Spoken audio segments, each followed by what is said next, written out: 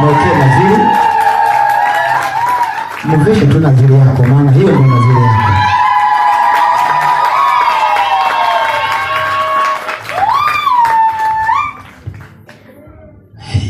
Yaani hapa dada alikuwa anasema, yaani kabla hajavishwa pete naweza kaja kubadilika hapa. Haya, hiyo ndio nadhiri yako ya kwamba utasahau watu wa nyumbani. Sio kama utawasaidia, utawasaidia. Amen. Okay.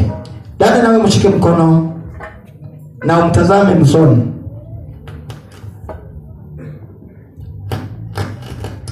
Nataka useme, sema hivi, mimi ni sehemu ya nyama katika nyama zako.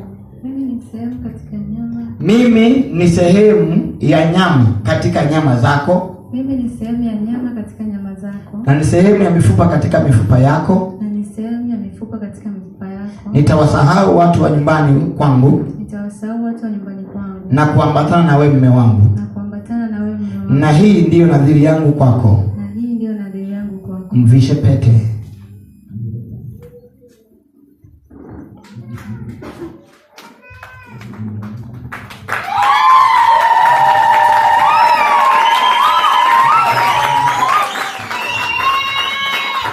Amen.